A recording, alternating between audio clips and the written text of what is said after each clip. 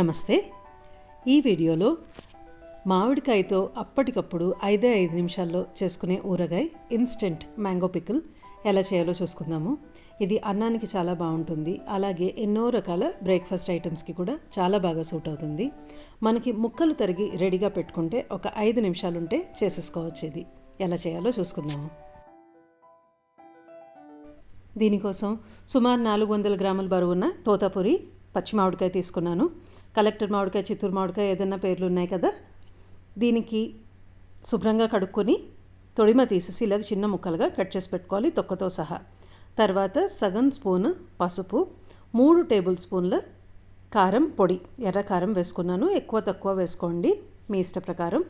2.5 table స్పూన్ల ఉప్పు వేసుకొని ఇవి అంతా బాగా కలిసేట్టు కలిపి పక్కన పెట్టుకోండి. ఇప్పుడు స్టవ్ ఆన్ చేసుకుని బాండ్లీ పెట్టుకొని పోపు కోసం 2-3 టేబుల్ స్పూన్ల నూనె వేసుకుని కాగిన తర్వాత 1 స్పూన్ ఆవాలు, 10-12 మెంతుల గింజలు వేసుకుని కొంచెం వేగిన తర్వాత కొన్ని 2-3 ఎండుమిరపకాయ ముక్కలు, 1/2 స్పూన్ ఇంగువ ఘాట్ ఎక్కువ ఉంటే బాగుంటుంది, దాన్ని బట్టి చూసి వేసుకోండి. ఇవంతా చిట్పట్లాడిన తర్వాత మనం కలిపి పెట్టుకున్న మామిడికాయ మిశ్రమం ముక్కలు దీంట్లో వేసేసుకొని 1.5-2 నిమిషాలు, మ్యాక్సిమం 2 నిమిషాలు మీడియం ఫ్లేమ్లో పెట్టుకొని కొంచెం వేడి చేయాలంతే. మనకి ముక్క మెత్తపడకూడదు, ఆ పచ్చి అలాగే ఉండాలి, గట్టిగా కరకరలాడుతూనే ఉండాలి, మెత్తగా ఉడికించకూడదు.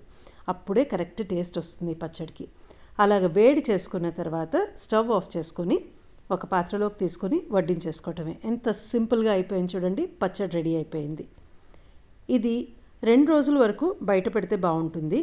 అదే మనం ఎక్కువ రోజులు, 1 వారం రోజుల దాకా పెట్టాలి అనుకుంటే పూర్తిగా చల్లారనిచ్చి ఒక ఎయిర్ టైట్ జార్లో పెట్టుకొని ఫ్రిడ్జ్లో పెట్టుకొని వాడుకోవచ్చు.